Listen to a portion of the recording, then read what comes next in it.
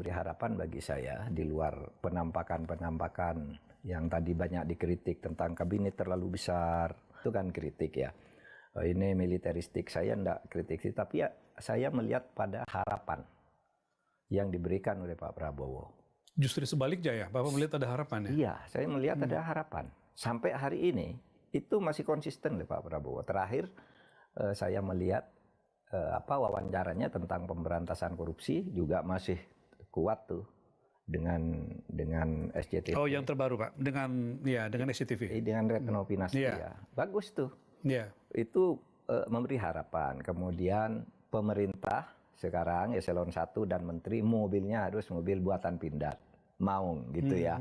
Nggak ada lagi mobil-mobil Camry, Volvo, mobil apa gitu. Pokoknya itu kan bagus tuh. Di India juga udah lama begitu, pakai produksi dalam negeri.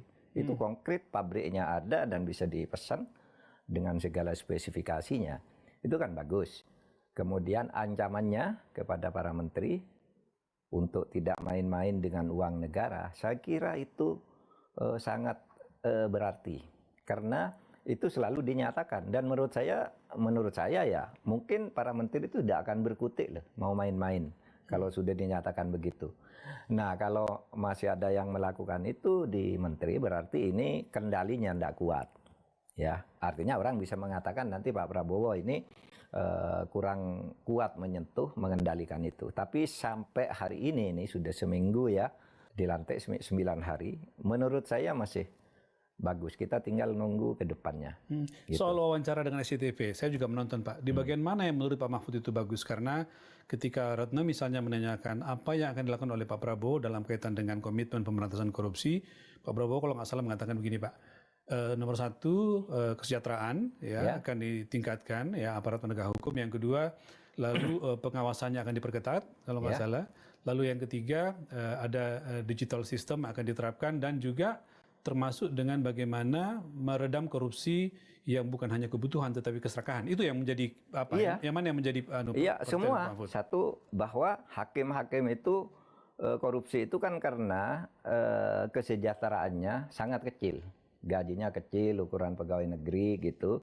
Sehingga itu menjadi perhatian agar nanti hakim-hakim itu gajinya dinaikkan. Meskipun sudah mulai dinaikkan, tapi kayaknya masih perlu dihitung ulang ya. Sudah dinaikkan oleh Pak Jokowi kemarin, udah bagus, tapi perlu dihitung ulang.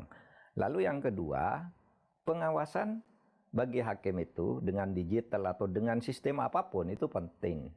Karena sebenarnya hakim-hakim yang korupsi itu, yang ketangkap, yang menghebohkan itu bukan hakim-hakim yang gajinya kecil. Justru yang sudah gede. Kayak kasus yang kemarin yang Surabaya itu sampai ketangkap uang triliunan. Kan orang sudah kaya-kaya tuh. Nah, itu yang maksudnya korupsi karena keserakahan ya. Iya, jadi korupsi itu ada dua, satu by need, dua by greed. Kalau by need itu karena misalnya gajinya betul-betul tidak cukup. Dan itu saya maklum, misalnya ada orang menerima pemberian dari orang yang menang berperkara, bukan ingin menang. Di beberapa daerah, di daerah terpencil itu ada hakim bekerja dengan baik, lalu sesudah memutus yang menang itu misalnya ya ngantar buah-buahan, ngantar beras gitu ke rumahnya itu karena hakimnya miskin kan. Kalau itu tuh by need, diterima tetapi sesudah memutus. Meskipun itu tidak harus dikatakan benar, tapi itu by need. Tapi yang by greed ini, yang greedy ini, yang triliunan, itu merupakan sebuah sindikat. Misalnya ya di Mahkamah Agung misalnya. Di Mahkamah Agung itu ada lift, namanya lift Komisi A. Lewat lift itu yang megang kuncinya seorang pegawai, yang dia lalu mendistribusikan orang itu ketemu siapa di Mahkamah Agung. Dan orangnya ini sekarang udah ketangkap, udah divonis ya. Karena saya justru dapat laporan itu dulu dari Komisi Yudisial. Dari KY? Dari KY justru. Jadi kenapa Anda sampaikan ke Ketua Mahkamah Agung, Anda kan partner Pak, susah Pak gitu. Tapi ada di situ, komisioner maksud saya. Nah itu yang kemudian saya bisikkan ke KPK, itu ada lift Komisi A di situ. Lift khusus maksudnya ya? Lift khusus yang kuncinya pegang, orang lain tidak boleh lewat situ. Kecuali orang yang punya urusan perkara dengan si A yang sekarang urusan kasus urusan perkara ya, khusus mereka-mereka yang bisa mengikuti itu. Iya. Nah, dan itu artinya apa? Sindikatnya luar biasa di Mahkamah Agung itu. Nah, yang terakhir itu yang kasus Tanur itu. Kan gila juga ya si siapa? Ricard itu siapa namanya? Zarof Richard. Zarof Richard, ya, mantan kepala Badan Litbang dan Diklat Mahkamah Agung. Itu bayangkan. Jadi korupsi hakim itu kalau sudah sindikat, itu uangnya ada yang nyimpankan di luar hakim. Nanti diambil sesudah pensiun atau sesudah pindah atau sesudah merasa aman baru dicuci. Itu opsi lain, Pak. Karena kan kalau Zarof ini kita lihat justru dia menyimpan di rumahnya, Pak, selama kurang lebih 10 tahun dari 2012 sampai 2022 ya, Pak ya. Iya, di situ tuh kan nyimpankan punya orang. Bukan punya dia sendiri. Oh, oke. Iya, dia ngurus perkaranya si A, hakimnya ini uangnya di-store ke dia.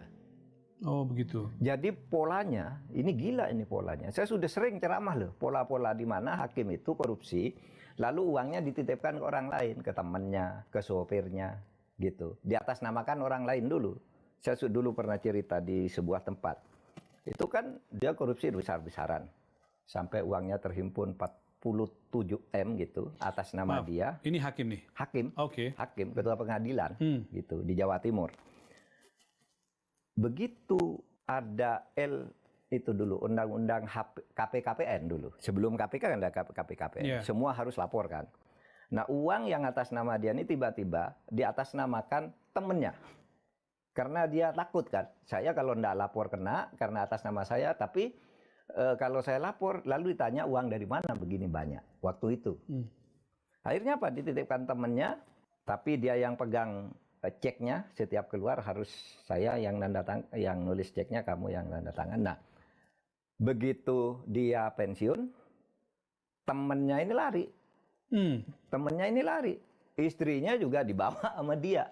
Lari uang atas nama dia udah bawa ya? Dia miliki ya? Diancam, itu kan uang saya. Enggak atas nama saya. Kalau enggak berani lapor, kamu enggak berani lapor. Enggak berani lapor.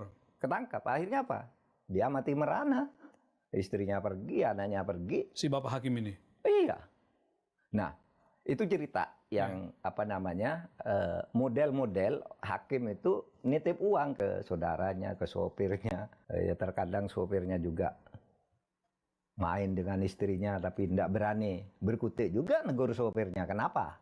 Karena dia pegang uangnya. Kalau kamu main-main ke saya, ini bisa dibuka oleh sopir ya? Bisa dibuka sama dia. Dan itu kasus ini udah dimuat di majalah loh. Ada seorang pejabat di Kejaksaan Agung, istrinya kawin dengan sopirnya gitu. Kenapa? Sudah tahu dia dibiarin aja karena takut. Jadi modus umum itu Pak terjadi. Modus umum, korupsi itu dititip. Berarti Pak kasus Zarof Richard ini yang